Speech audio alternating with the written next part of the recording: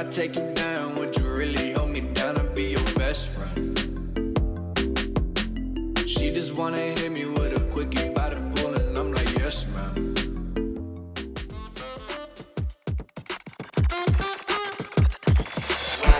C'est-à-dire que je me le suis servi et j'ai pas eu le temps de le boire. Du coup, j'ai un café qui va refroidir à l'étage. Bonjour tout le monde. C'est mon premier créneau du jour. Bienvenue. Push Start. Et oui, on est toujours dans le bloc associatif. Oui. Juste après, on aura aussi Women in Games. Capital Games aussi. Capital Games avant ça, quand même. Effectivement, on les a Donc, croisés. j'espère que ça va bien, tout le monde, dans le chat. Pauvre café, très bien. Alors, très bien.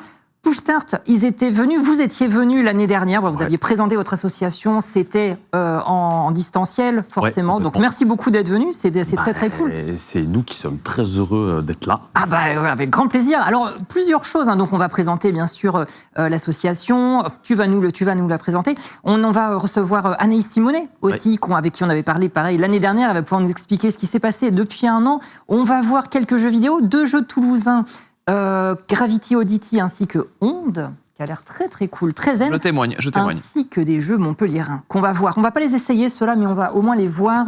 Tinykin et Big Helmet Heroes, nous allons voir tout ça. Bonjour, alors toi tu es qui? François, c'est ça, délégué général de Push Start? Ouais, c'est ça. Comment vas-tu? Je vais très bien. J'ai ça pour vous. Oh là, un cadeau, des goodies. Allez, voilà. Des goodies. On y est. Des choses qu'on peut faire avec Push Start, c'est un référentiel des artistes de notre réseau pour mettre en avant le travail de nos indépendants dans le coin. Voilà. Ah, du coup, on voit dans le reflet, on voit Dans toute le reflet, voilà. C'est l'intérieur qui est intéressant, mais Oui, faire tout ça. Nous allons ouvrir le Je goodies. vais l'enlever avec les dents pendant que... Alors, pendant qu'on ouvre le goodies, est-ce qu'on peut Merci recevoir aussi donc Anaïs Simonet? Est-ce que tu nous entends? Bonjour. Oui, bonjour. Comment vas-tu depuis un an? Eh bien, ça va très bien. Ouais. Nous, on est, du coup, on a monté notre studio puisque c'est ce qu'on avait annoncé l'année dernière quand on était passé sur notre créneau. Et du coup, évidemment, on a rejoint Push Start dès qu'on est arrivé ici, quand on a posé nos valises à Montpellier. Et du coup, ça se passe bien. On a un studio, on est bientôt 14 personnes maintenant. D'accord. Donc ça grossit vite. Et du coup, maintenant, je suis présidente donc de Push Start. Oui, c'est ce que j'allais dire. Donc, félicitations. Merci. Et du coup, Push Start, donc qui est l'association des professionnels du jeu vidéo en Occitanie, donc pas seulement à Montpellier, mais sur toute la région.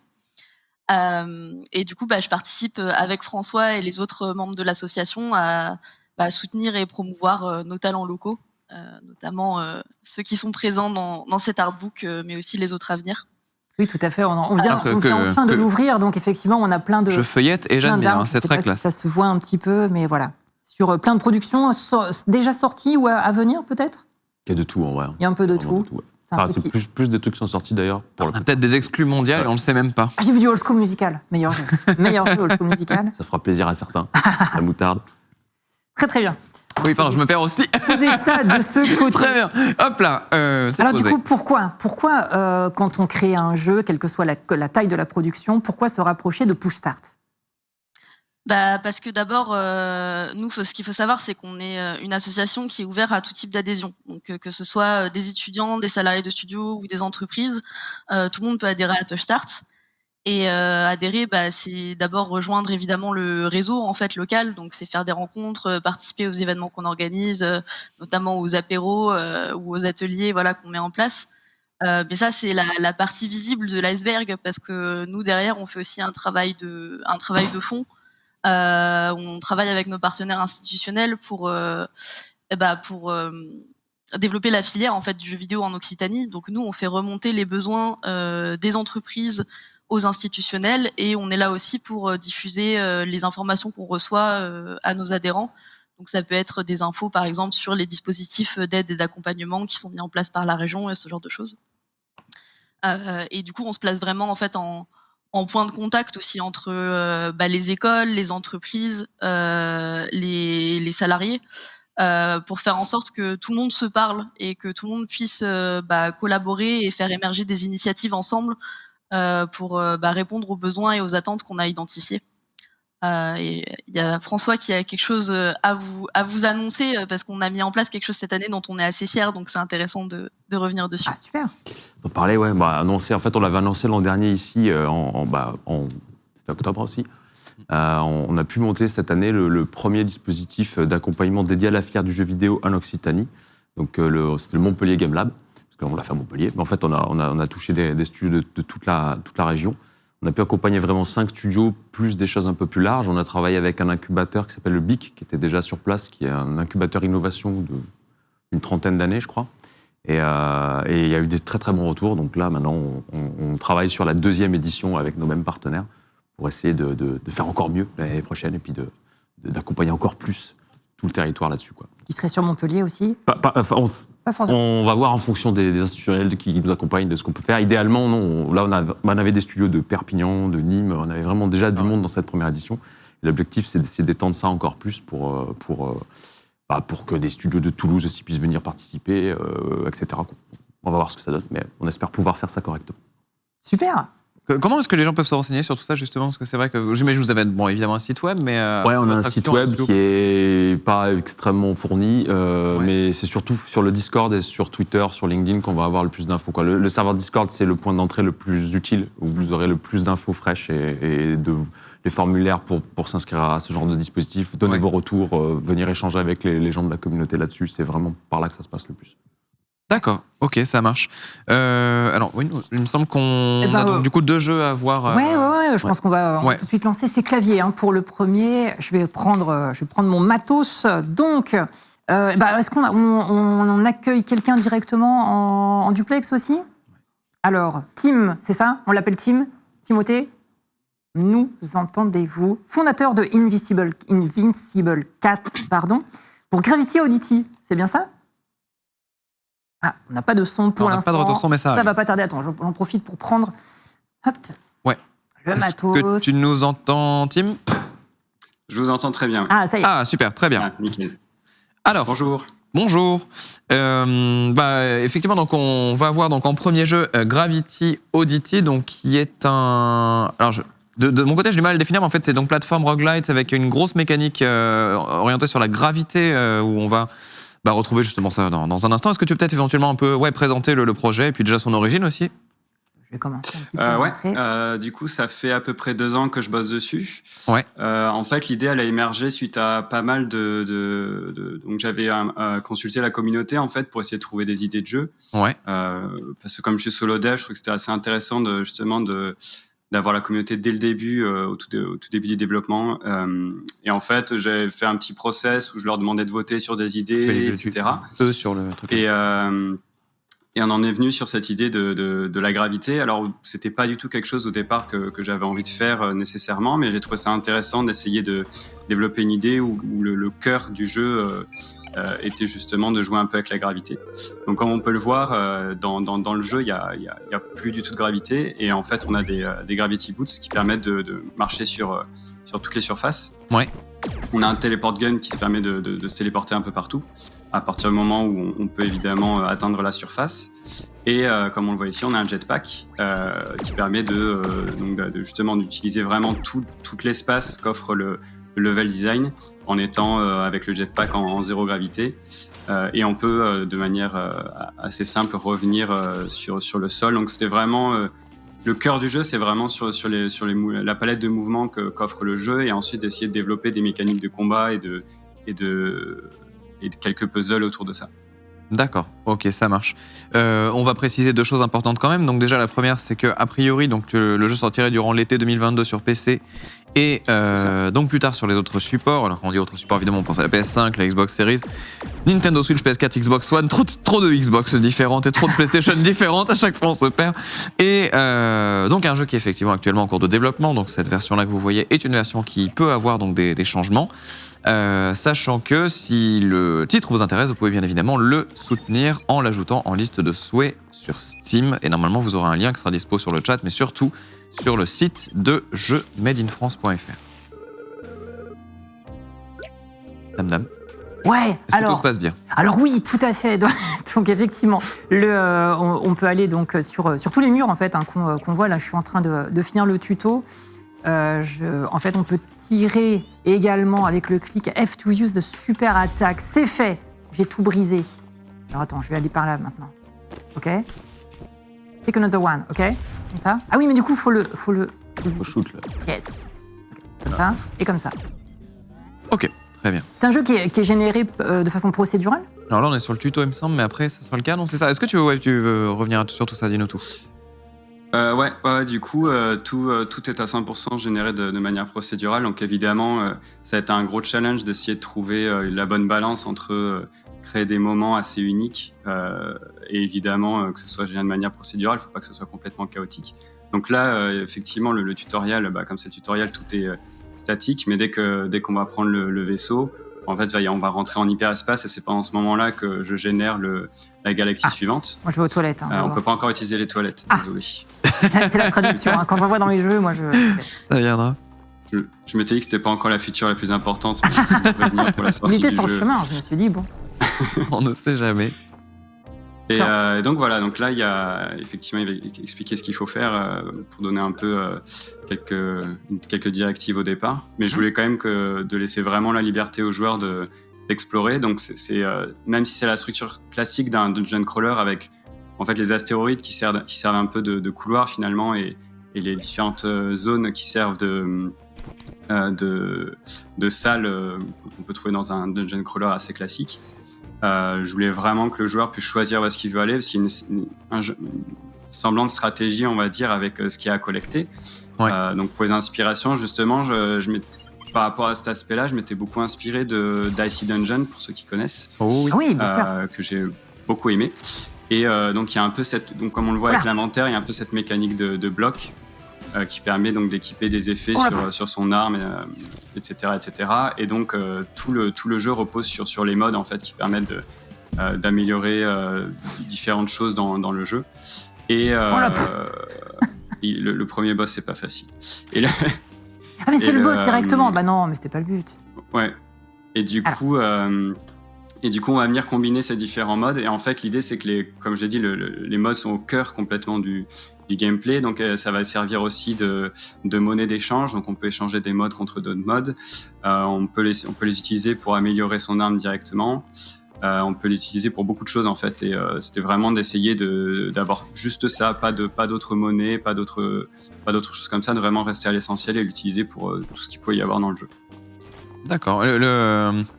La mécanique de gameplay de base, elle est tellement efficace. Enfin, c'est très très cool en fait, la manière dont tu as réussi justement à avoir un truc qui soit très très solide sur le cœur du jeu, on va dire. Et après, de l'enrichir, on va dire, avec plein de petites choses, même visuelles, où on voit que tu as passé beaucoup de temps sur le polish et c'est. Ah oui, donc là, la map est très agréable. La map est complètement différente. Alors, si je ne veux pas me faire rosser, je vais où? Alors, il y a cette première zone, par exemple, ce serait une zone en extérieur, c'est là. Ouais. Et du coup, donc là, c'est un petit campement ennemi. Donc là, pareil, comme Atto l'a dit, le design reste encore, c'est encore un peu au début. Il y aura plus on va dire l'environnement va apporter une certaine narration également. Et donc, une fois qu'on a éliminé tous les ennemis, on a accès donc à gauche, il y a un petit campement où il y aura le loot qu'on récupère et qui sera un mode et qu'on peut équiper directement. Et donc voilà, en allant en fait, l'idée c'est d'essayer de trouver la balance entre combien de zones on veut aller explorer avant d'affronter le boss, sachant que forcément il faut aussi manager ses ressources de cœur et pareil de la super attaque, etc., etc. Donc c'est pour ça que j'ai voulu laisser le choix aux joueurs en fait, c'est que même après avoir affronté le boss, on peut quand même revenir sur les autres zones en se disant peut-être que je prends le risque de perdre quelques cœurs, mais je vais quand même récupérer des modes parce qu'ils peuvent servir pour beaucoup de choses justement. Et là typiquement c'est le shop qui permet, donc il y a trois machines, il y en a une qui permet de récupérer des ressources. Toutes les machines fonctionnent de la même manière avec l'échange de modes. Celle du milieu, pour le moment, elle n'est pas utile. En fait, il y a des modes qu'on consomme à chaque fois qu'on les utilise. Et celui-là permet de recharger un mode potentiellement si on veut le garder. Et la dernière machine, elle sert à échanger un mode contre un autre mode. J'appuie sur des boutons, du coup. Non, mais là, typiquement, tu as gagné une armure en plus, en fait. Ouais. Ah oui, tout à fait. Les cœurs bleus qui sont derrière le logo Made in France, mais c'est pas grave. Ah oui, effectivement, sur le stream, vous voulez. Un peu cette idée sur les roguelikes d'avoir les cœurs qui sont limités, qu'on peut quand même améliorer et en avoir de plus en plus, et des cœurs qui sont pour le coup limités, mais qu'on perd en premier, qui sont les armures. Le système de déplacement Qui sont est très présentés par très le petit original. robot. C'est assez grisant de se déplacer comme ça. Ouais, et puis c'est une trop bonne idée d'avoir mêlé ça de la téléportation, parce qu'effectivement, dans ce genre de jeu, quand tu vas avoir l'inversion de gravité, souvent ça peut être assez long et ça peut ralentir le rythme, alors que là, vu que t'es téléporté, en fait, automatiquement, tu intensifies le rythme. Non, mais c'est très intelligent. Moi, je suis assez bluffé. Je trouve ça très très cool. Vraiment, c'est très très bien. On va aller là. Bravo à toi, Merci. parce que c'est très très très chouette, hein, vraiment. Donc là, le jeu sort. J'ai passé beaucoup de temps sur les déplacements. C'était vraiment parce que j'ai eu peur que ce soit pas très intuitif au départ, parce que Ah, mais forcément, se déplacer la tête en bas.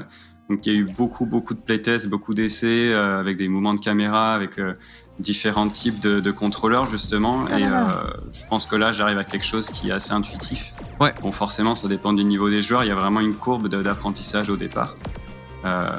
Mais là, je pense que j'ai la bonne formule et justement, je commence à rajouter du contenu, faire les boss, etc. Là, l'idée, c'est d'avancer là-dessus maintenant. À la portée. Ah oui, il faudrait que j'améliore ma portée et mon rate. Ça va se faire. Ça marche. Bah écoute, on va devoir faire la transition et passer Très au sympa, en deuxième tout cas. jeu qu'on avait à montrer, mais en tout cas, vraiment Tout à fait. très très chouette. Donc, on rappelle, c'était Merci. Gravity Oddity. Gravity Oddity. c'est Vous ça. avez la page Steam d'ailleurs qui est en train d'être diffusée sur le chat de ce que je vois. Merci beaucoup Tim, c'était très cool de partager justement merci à le vous. jeu. Désolé qu'on n'ait Merci de pas, qu'on n'ait pas cut invité. le tuto au début, mais c'est vrai qu'on a manqué un petit peu de temps. Mais au Non, moins, je pense que c'était une bonne manière d'introduire le jeu aussi. Ouais. Donc, c'est justement les mécaniques, c'est une bonne manière pour les nouveaux joueurs aussi. Donc, bon, Bien c'est entendu, tant vous mieux pouvez tout wishlist. à la vitesse de l'éclair évidemment. Eh bien merci Tim, on va faire la transition du coup. Alors je crois qu'on a un petit trailer de setup, on Ouais. vous récupère Je juste vais après. te lancer ça. Très bien.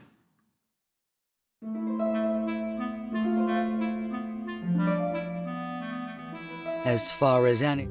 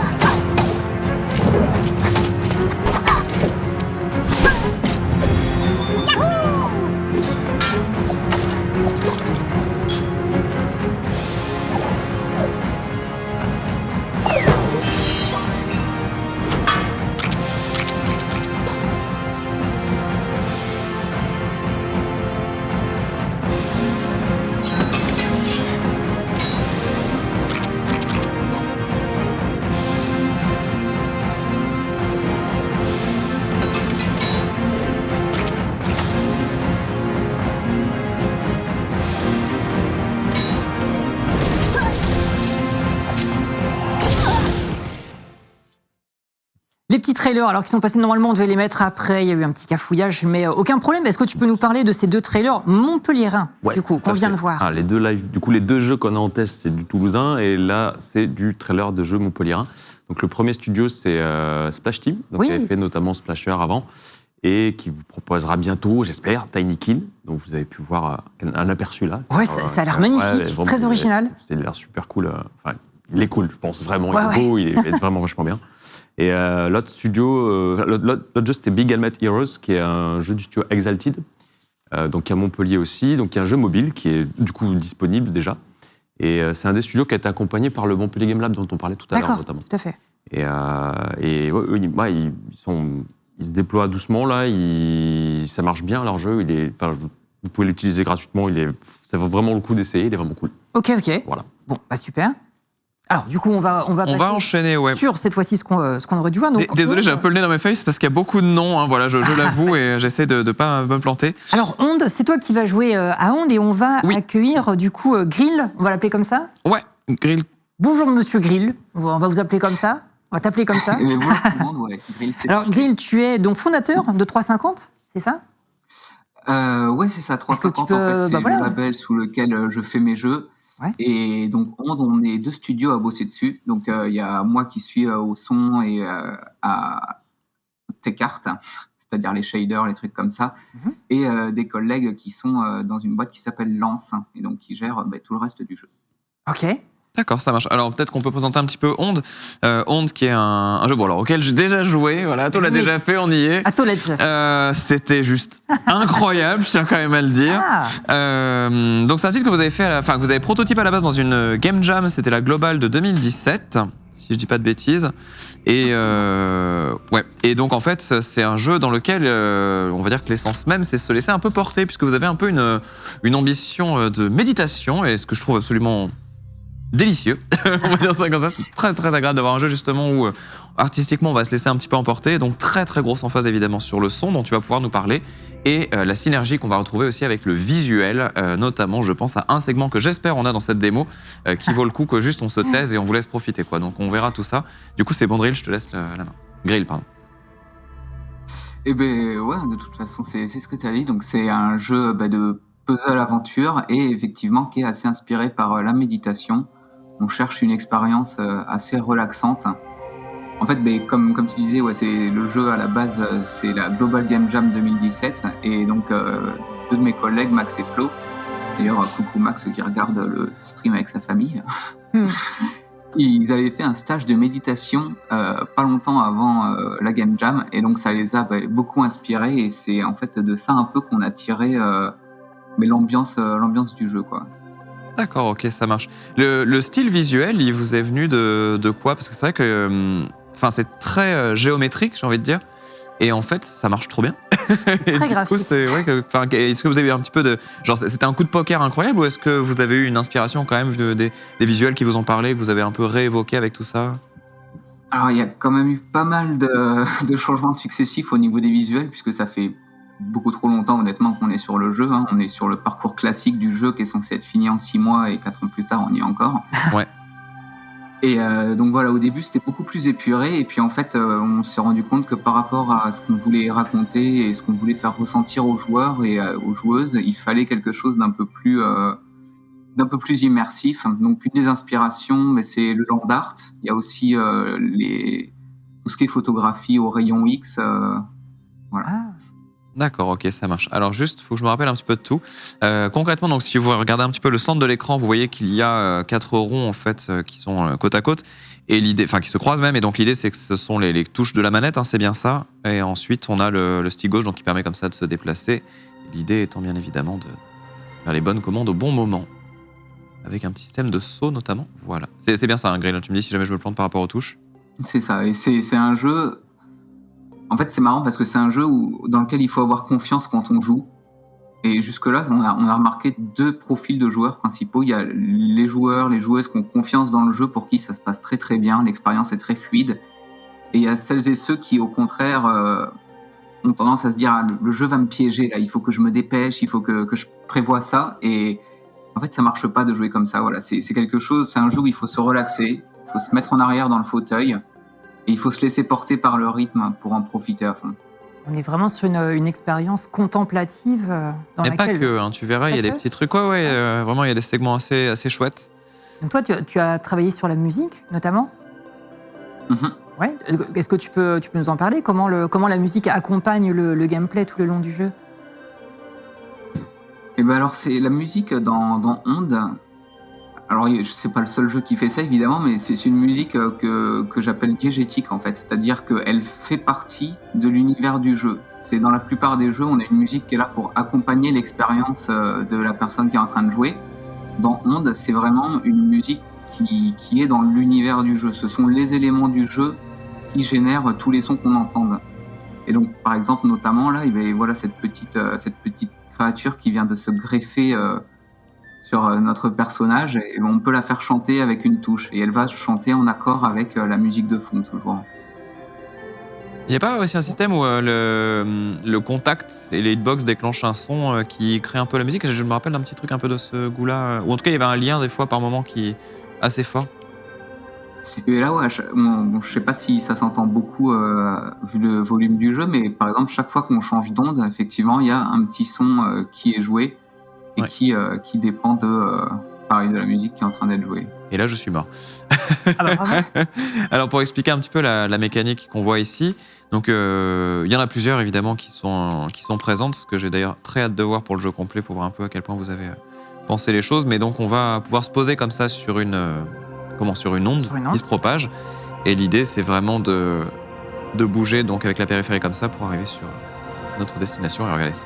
Ah là là. Plan. Alors, pars pas trop par en bas parce que Ah oui, c'est vrai. tu vas te faire piéger. Faut suivre les petits amis là qui sont sur la droite. Oui, c'est vrai. Ils sont là pour nous guider tout le long du jeu? C'est le tutoriel en fait. Donc là, on en a récupéré un déjà. Il y en avait 4 à la base. Et la fin du tutoriel, c'est quand on a réussi à récupérer les 4. Sachant que là, donc effectivement, on apprend aussi de manière très intuitive et sans le moindre texte que, eh bien, on est propagé par ces cercles-là et qu'on va pouvoir passer de l'un à l'autre. Et donc maintenant, hop, ce sera une mécanique bien exploitée. Oui, ce que tu dis est vrai, il n'y a vraiment aucun texte. Il n'y a rien qui Oui, oui, parasite c'est- l'écran, juste l'écran de jeu. Ah, mais ça, c'est le meilleur jeu. Et c'est vraiment une de nos ambitions, c'est d'avoir une expérience qui soit vraiment cohérente et où tout fasse sens. Il n'y a rien qui est là pour sortir du monde du jeu. Bon, à part les quelques indications de tutoriel pendant les premières minutes, mais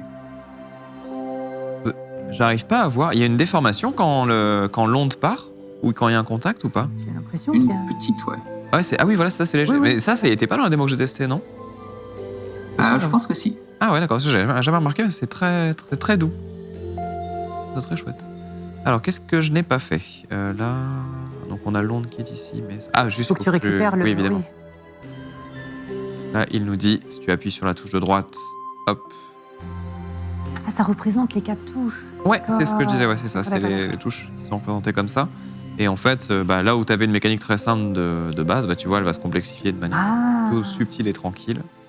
Là, on attend et hop, je vais pousser dans ce sens-là. Alors, je préviens juste la régie, il y a un moment, il faudra mettre le jeu vraiment en plein écran avec le son à fond, les ballons, parce que je me rappelle d'un beau moment. D'ailleurs, ouais, Grill, si tu veux éventuellement nous dire quand ça arrive, parce que je suis pas sûr de me rappeler de tout. Ah mince! Oui, donc là, quand on n'est pas tenu, on meurt aussi. Hein, c'est vrai que D'accord. L'inverse du jeu tout. Mais c'est un jeu quand même qui se veut pas. C'est pas un jeu hardcore. C'est un jeu où on est là pour profiter. Et voilà, c'est là par exemple, tu as passé quelques instants dans le vide, mais c'est pas grave. Le jeu l'autorise. Le but c'est pas de devoir se dépêcher, de faire les bonnes touches pile au bon moment. On a le temps de se repositionner, de faire les choses calmement. Et puis ce qui est malin dans le design, c'est que déjà il y a du temps pour se rattraper si jamais on s'est un peu loupé de peu, et en plus il n'y a pas de rupture avec l'écran qui va éventuellement se couper par un game over et on repart de zéro. Enfin, tout est très fluide en fait.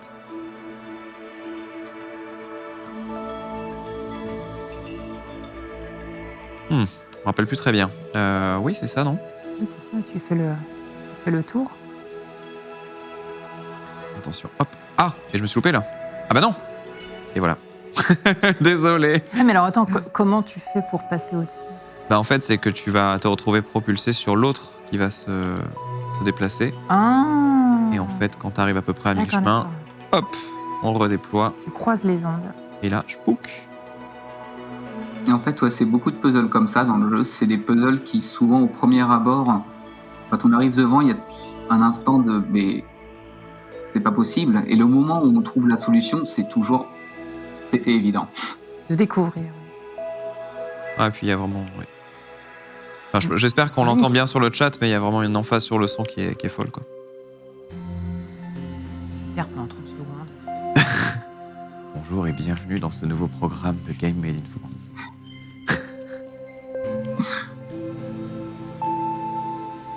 C'est merveilleux. Comment est-ce que tu as fait tes recherches autour de la musique, justement, que tu voulais implémenter dans le jeu? Et après, derrière, la réalisation. Eh bien, ça s'est fait pas mal sur le long terme. Ça a commencé sur un modèle assez simple. Alors, je sais pas si ça va parler à un grand monde, mais sur le premier prototype, c'était simplement une gamme pentatonique et avec des notes jouées aléatoirement là-dessus. Ouais. Et avec le temps, forcément, j'ai rajouté des... je crois que c'est là le moment auquel tu pensais peut-être...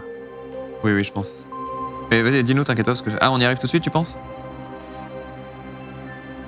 C'est un peu... Oui, c'est juste après. Allez, on va peut-être laisser la séquence, on fait juste après. Ah non, je me suis loupé. Ah non, désolé. Ah non, c'était le moment, j'ai tout cassé. Le climax est mort.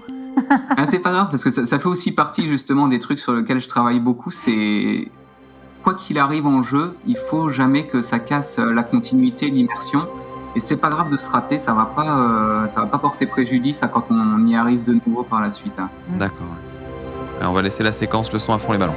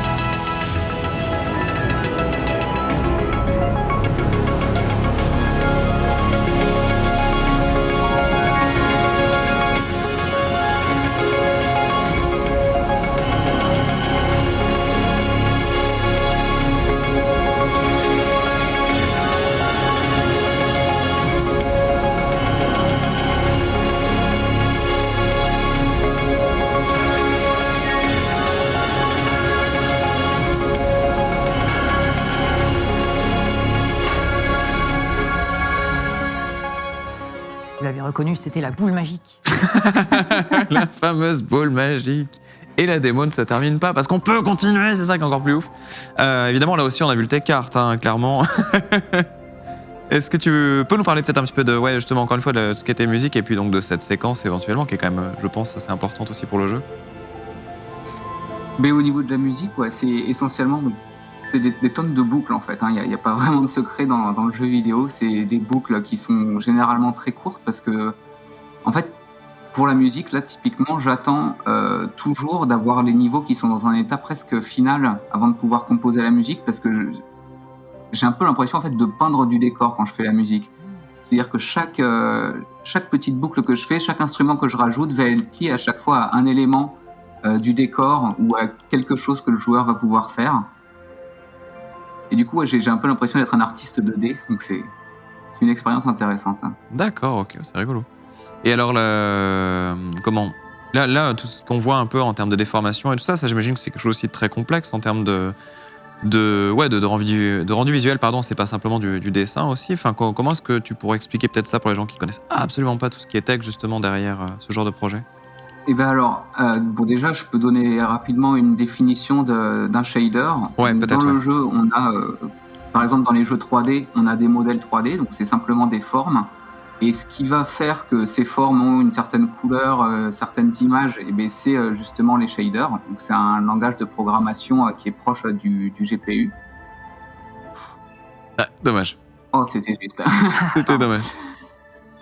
Et du coup, voilà, en fait, les shaders, ça permet d'afficher éventuellement des images toutes simples, des couleurs toutes simples, mais ça permet aussi de faire énormément de traitements d'images. Donc ça va être par exemple des trucs un peu translucides, ça va être les petites déformations quand on génère une onde.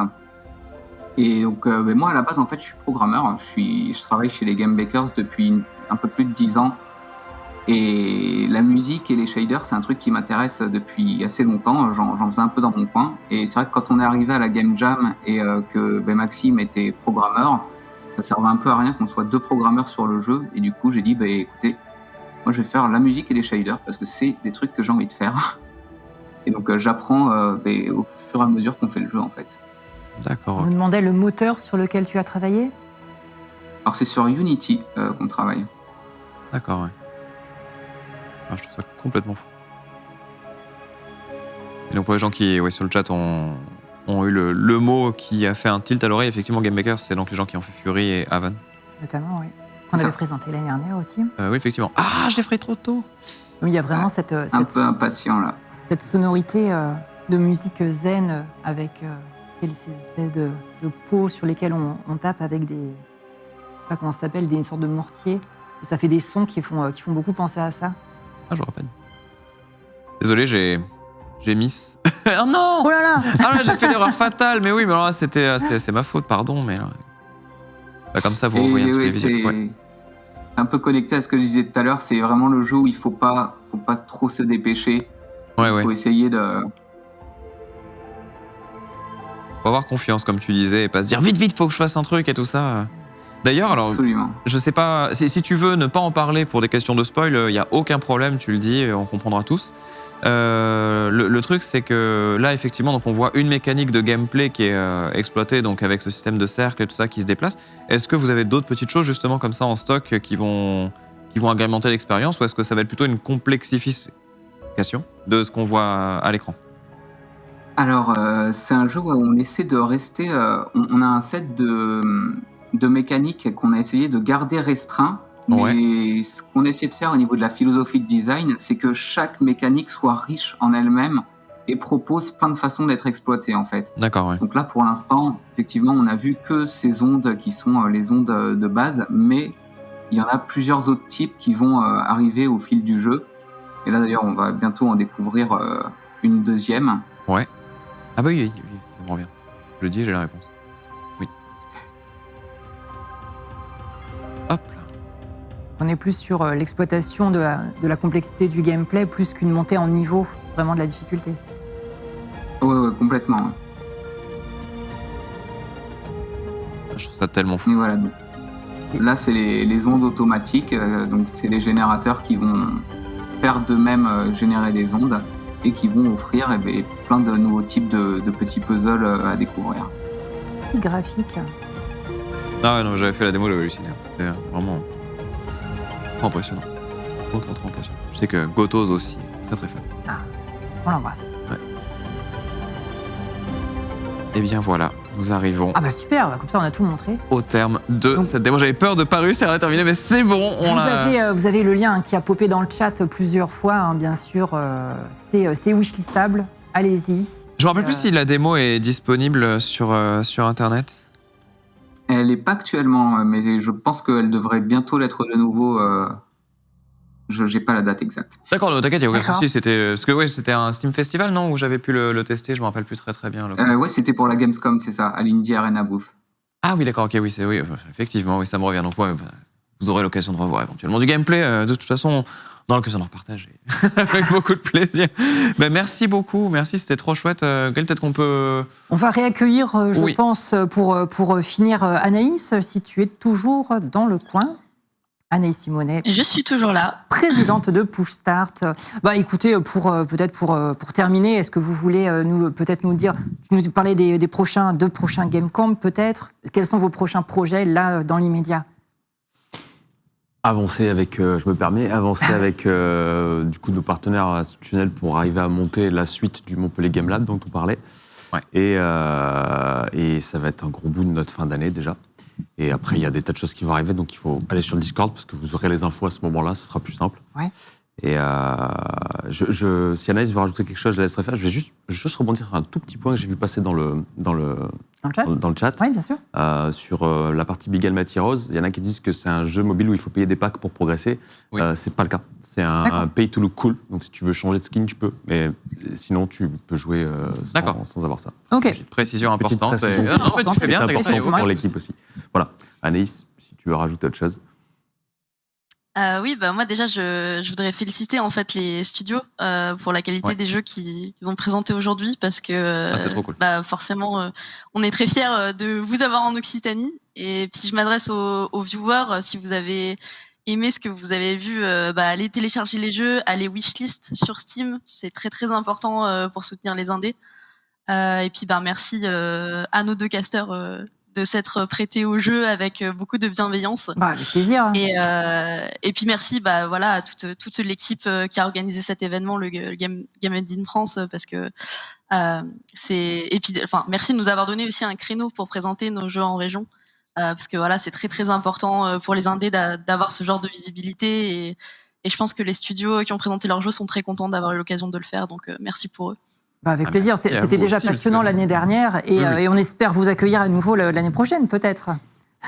Bah, on espère aussi. hein. J'espère, oui. Qu'est-ce que vous nous présenterez l'année prochaine alors juste On a créé un bâtiment, machin. Ah. C'est bon. On aimerait bien, non, c'est loin l'an prochain, on a le temps de voir venir, je pense. Ça marche très bien. Mais merci beaucoup, merci pour tout. En tout cas, Merci c'était à vous. vraiment Merci très chouette. encore. On a vu encore une fois de bien beaux jeux et puis Oui, effectivement tout à un fait. témoignage Très aussi varié. très intéressant. Mm, mm. Donc merci